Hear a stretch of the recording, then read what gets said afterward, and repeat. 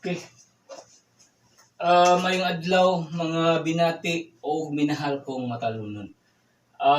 Mag-discuss ta about sa unsay koneksyon sa festival o sa turismo. Okay guys, maunig mahitabo guys og musak welcome to my channel di. Welcome to Eko TV News, ang channel sa kalambuan sa lungsod sa Matalom. Okay? Atong i-discuss karon is all about unsa may connection sa seafood festival o sa turismo. Unsa may murag epekto kung diin ang mo success ang ato ang every year na natong i-celebrate ang Seafood Festival diri sa lungsod sa Matalom, Leyte, Philippines o padung sa turismo. Ingani guys, kung mo success ang ato ang pag-celebrate karong Foundation Day niya mo success pod ang ato ang bag-o nga create nga festival mao ang Seafood Festival diri sa lungsod sa Matalom. Mo ni. Pero mayroong guys, ang ato ang lungsod aduna nay tatak murag aduna na si Jay Kintahay.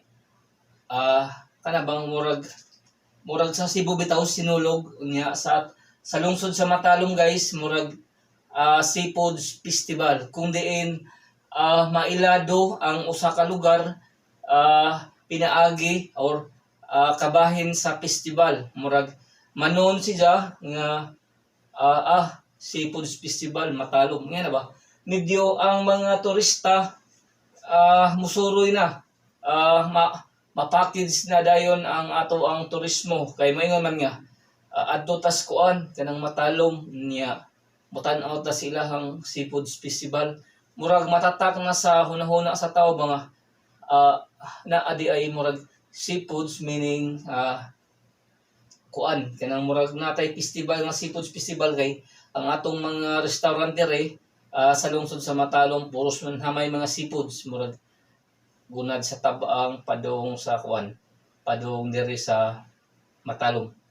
Nya ako naghangyo di ay sa kanang taga Matalom nga atong suportahan atong kanang atong ihatag ng ato ang pinaka 100% nga the best nga pagtabang sa ato ang bag-o nga na-create nga Seafood Festival diri sa lungsod sa Matalom. Okay guys, mao ni example mo success ang ato ang pag-celebrate sa Seafood Festival.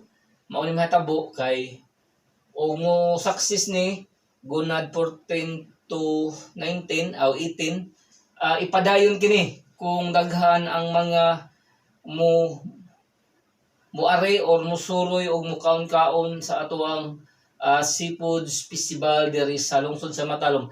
Ari ni paghimuon guys sa ato ang Matalom Boulevard or Matalom Biwok. Niya example, daghan tao kadto ba mo click siya.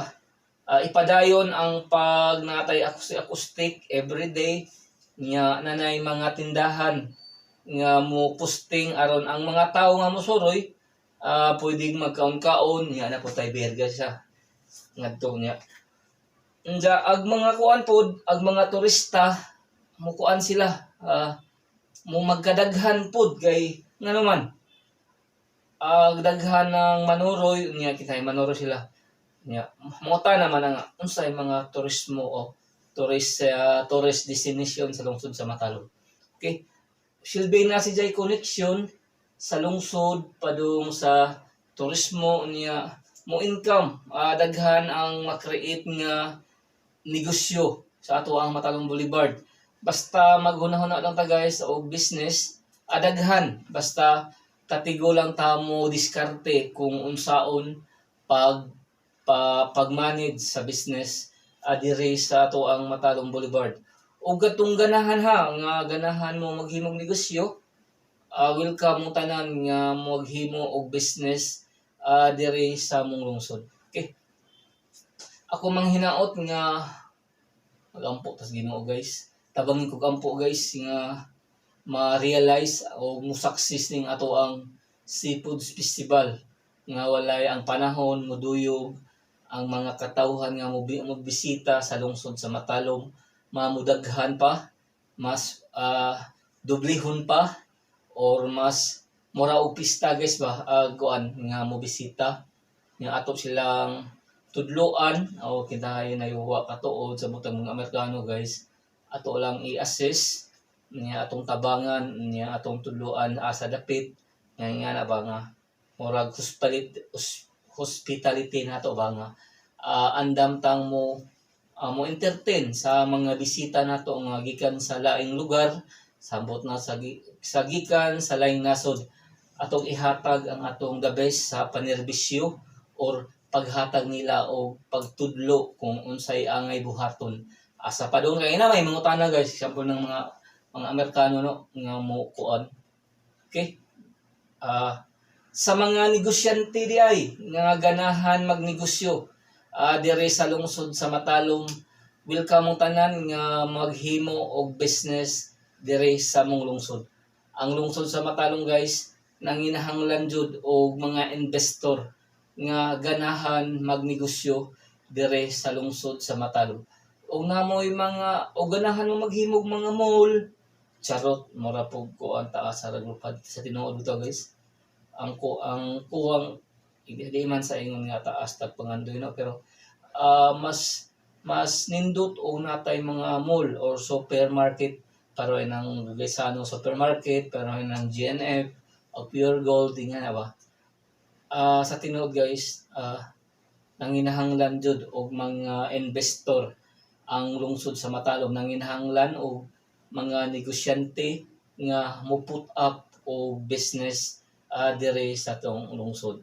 Ako mang hinaot nga sa katong makita sa akong mga video tabangi ko guys nga ma-realize kay natay murag advocacy sa pagtabang sa ato ang mga sa ato ang murag sa lungsod sa pagpadaghan og mga negosyante aron mas lahi man guys og daghan og mga negosyante kay maka-create si job, maka-create si business, nga na ba?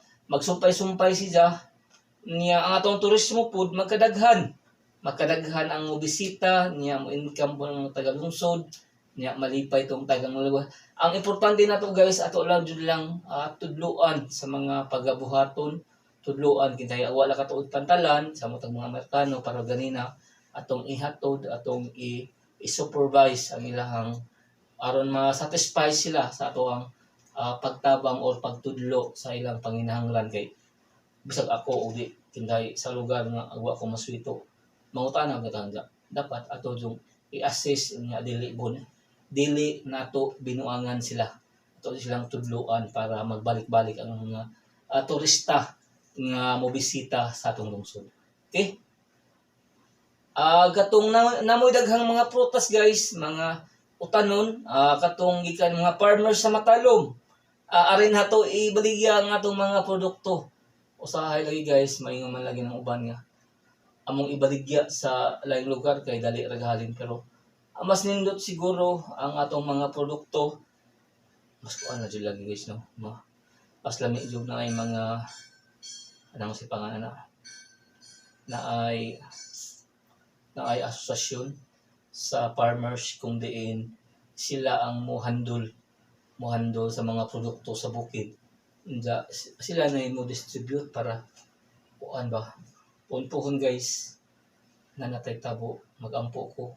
Magampo ta or magtinabangay ta nga maka-create po ta og tabo dire sa lungsod sa Matalom kay ang atong pantalan pud na ongoing po niyang pagtrabaho ang Matalom Boulevard ang atong farm to market road gipang simento pero di ingon nga overall dunganon ngano mang di man madungan unsa may rason tungod sa ato ang kuan guys pinansya kwarta or budget kung di mata pwede nga maghimog kalsada nga way budget ba anam-anam ang atong mga gobernador mitabang pud og pasimento ang atong mga congressman si Carcare si Governor kuan kanang Dominic petilya, amitabang pod sa atong lungsod panghatag masuga yan na ba mga kuan nya kuan pod kinahanglan jud guys ang ato ang pagtinabangay. I believe nga sa teamwork o pagtinabangay panhagios sa usa ka kausa kana bang ang atong dream ba nga natay damgo nga kaning atong bihok kintahay mo dapat mubibo ni niya bisag imposible pero og ato yung buhaton guys niya inubanan sa pagbulig sa Ginoo wala jud imposible basta naa si Lord nga mohatag nato og guidance basta ang atong tumong limpyo para sa kayuhan sa katawhan ug kalambuan sa lungsod sa Matalom. Okay? Happy Friday ka natong tanan. Good luck o God bless ka natong tanan.